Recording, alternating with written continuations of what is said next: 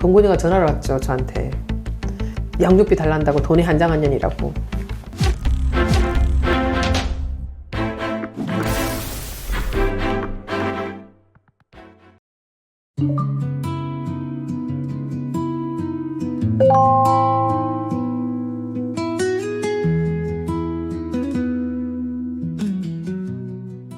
저는 이혼한 지가 지금 21년째고요. 두 아들을 둔 엄마입니다.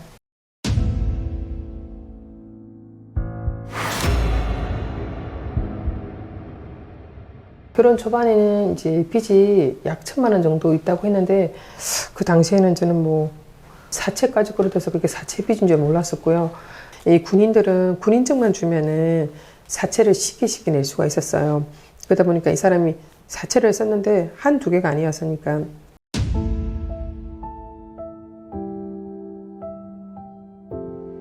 $300이라는 돈을 사채를 쓰잖아요. 그러면 70을 선이자를 원래 떼고 주더라고요. 지금은 사채업자가 규제가 좀 됐잖아요. 그런데 그 당시에는 사채업자가 부르는 게 값이었어요. 사채를 300을 빌리면 70은 떼고 230을 받잖아요. 그럼 3개월 후에 또 빚이 2배, 3배로 계속 늘어나는 거예요. 그 빚이 200이 600이 되고 900이 되고 돈을 낳는 거예요. 그러다 보니까 한두 세 군데가 만약에 되면 순식간에 버는 거는 100이면 1,000만 원은 금세 불어나는 거죠. 돈덩어리죠. 그 빚을 그 강 크게 사채를 써니 어떻게 밑빠진 독에 물 붓기라. 그거 제가 제 월급하고 제 어머니가 안 갚아준 빚이 한 1억 5천 정도 될걸요. 그 당시에 사채 빚이.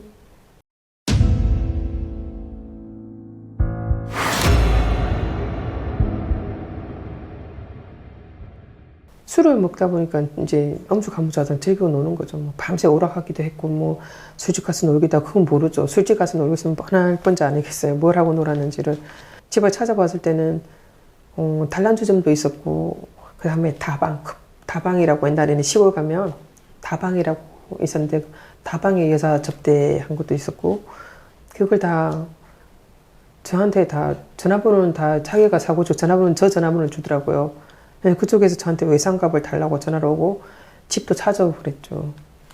술을 좋아하는데 술을 결혼 초부터 이 사람은 술을 먹고 나면 항상 일주일에 한 3번 정도는 외박이었어요. 애들은 우유값이 없고 쌀통에 쌀이 떨어져도 이 사람은 술을 들고 거의 그냥 저기 단란주점, 술취, 뭐 나이터 같은, 그 다음에 빠친거 같은 걸 하다 보니까 솔직히 그때 중사 월급이 조금밖에 안 됐었어요. 근데 그 월급을 가지고 그런 엄주 건물을 즐기다 보니까 집에 갖다 줄 돈이 없는 거죠. 그러니까 바깥에서는 늘 좋은 사람이고 집에는 빵점이 아빠였죠.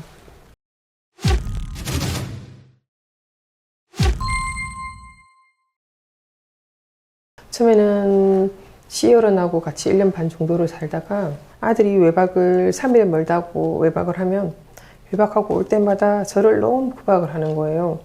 그러면서 여자가 잘 들어오면은 버릇 나쁜 것도 다 고친다.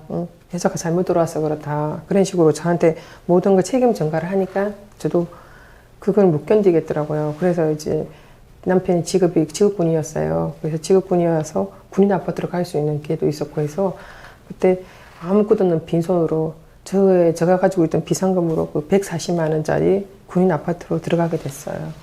거기서 1년 반 정도를 살았는데, 그러던 찰나에 이제 남편이 술 먹고 출근도 잦고 그러다 보니까 부대에서 저기로 전출을 보내버린 거예요.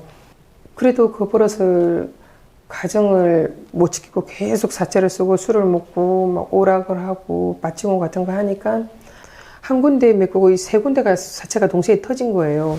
사채업자가 집으로 찾아오고 막 술집에서도 찾아오고 그래서 그 당시에 이제 그 사채 빚이 있냐고 솔직하게 말을 하라고 했을 때는 사채 빚이 이제 뭐 한 개 있다 그랬었어요. 그러면 사채 빚은 돈은 아직 젊으니까 일단 벌어서 갚으면 된다. 급하니까 일단 사회 나가서 붕어빵부터 굽고 바닥부터 시작하면 된다.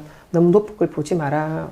그런데도 사채 빚이 한두 개가 아니고 하나 메꾸고 나면 이쪽 저쪽 계속 터져서 안 되겠더라고요. 계속 사채가 터지니까 안 되겠더라고, 사채 빚이.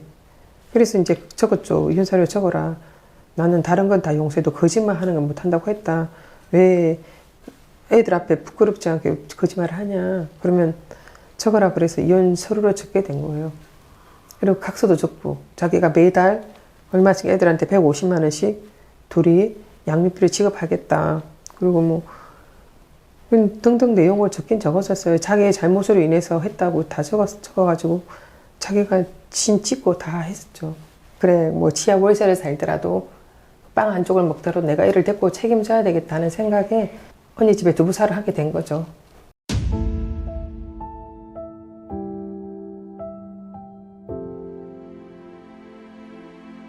시부모나 남편이나 이혼을 한 이후에도 단 한 번은 아기를 찾는 법도 없었고 아기들한테 돈을 양육비라는 거 준 적도 없고 전화를 하면은 전화를 끊어버리고 그 연락 두절이 된 상태였어요. 진짜 어머니가 뭐 아는 데다가 취업을 시켜준 걸로 알고 있어요. 거기도 좀 다니고 여기도 다니고 한다고 얘기는 들었어요. 얘기는 들었고 나중에 이제 어느 날 뭐 차에 뭐 팔로 다닌다고 그러더라고요. 차에 뭐 팔로 다닌다고 나한테 뭐 소개해달라고 한번 전화 온 적이 있어요. 그래서 내가 양육비나 달라고 말도 안 소리 하지 말라고 끊었고. 전 남편분이 네. 원래 아들들한테도 애정이 친부모의 자체가 약간 어머니가 정이 없는 분이었어서 그게 어딘가 모르게 그렇게 엄마의 정 없는 부분을 굉장히 본인이 미워하면서도 꼭 닮아 있더라고요. 정이 좀 없다고 해야 된다. 냉혈 동물이라고 해야 되나. 자식에 대한 애정 자체가 없는 사람이었어요. 이 사람하고 살 때는 돈이 또 너무 없을 때는 가끔씩 어머니가 우유값이 없다 그러면 20만 원도 보내주고 10만 원도 보내주고 그랬었어요. 근데 이혼하고 나서는 단 10원도 안 보내시더라고요. 그러니까 어떡해요. 없다고 하니 없다고 전화하지 말라고 하고 애들한테도 그러고.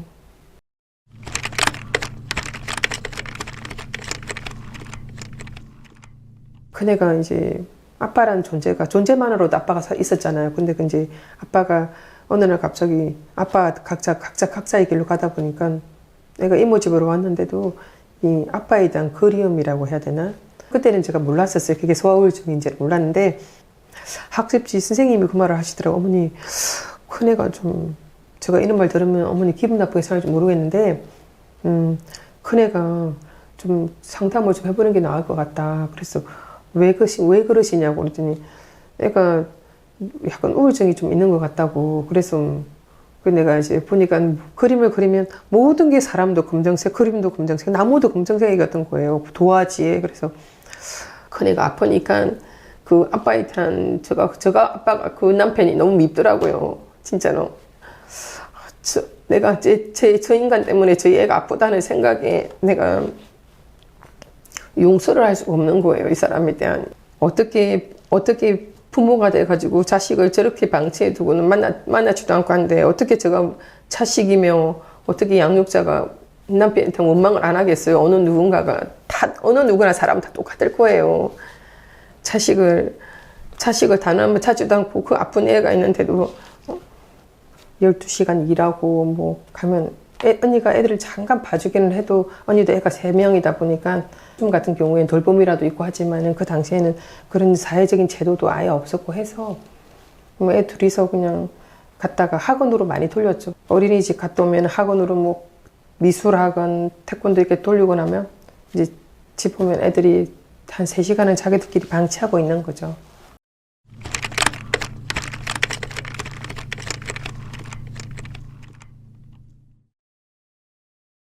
제가 이제 법적으로 그 당시 알아보니까 일단 인터넷에 검색을 하다 보니까 애들이 19세까지는 해야 된다고 들었어요. 그래서 제 애가 18세 때 고등학교 2학년 때 제가 그때 시작을 한 거예요.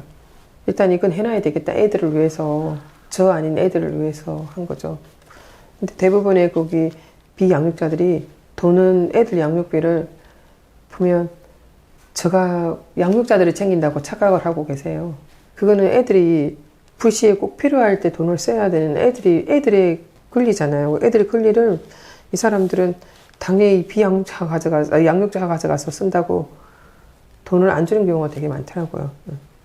저는 이제 나홀로 소송을 오랫동안 했던 거고요. 양육자들이 TV에서 언론에서 제가 봤을 때 그게 그런 제도가 있다. 그걸 보고 제가 양육비 소송을 했는데 그 당시에는 저는 그 법도 아무것도 몰랐었고 아는 사람도 없고 하니까 저 혼자서 주소로 이제 애들이 미성년자다 보니까 주민등록 열람이 되더라고요. 했는데 국선 변호사를 통해서 일단 하게 됐어요. 됐는데 주민등록 위장 전입을 하다 보니까 어디 있는지를 알 수가 없었어요. 이 사람을 잡을 수가 없었어요. 그 계속 이제 소송을 계속 하게 된 거죠. 제가 아빠한테 저번에 제가 단원서를 적었을 때 제가 이제 그 단원서를 제가 읽어봤거든요. 그 너무 가슴 아프게 적었더라고요. 나도 몸이 이렇게 아픈데 내 병원비를 벌고 내 책임감 있게 살기 위해서 나는 이렇게 엄마한테 티도 안 내고 일을 하고 사는데 아빠란 존재는 그 어린 자식 두 자식을 놔놓고 단 한 푼을 안 주고 돈 없다 내 배짱을 내밀고 모든 재산을 동건이한테 다 빼돌리고 그리고 자기 장사하면서도 돈도 다 동건이한테 다 주면서 없다 오리발 내면 내물 수 있는 게 자기는 너무 속상하다고 그 판사님한테 적어놨더라고요.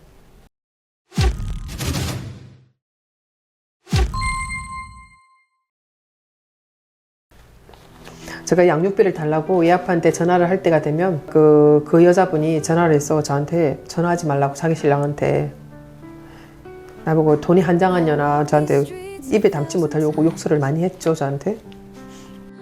Tracing footsteps that once matched mine.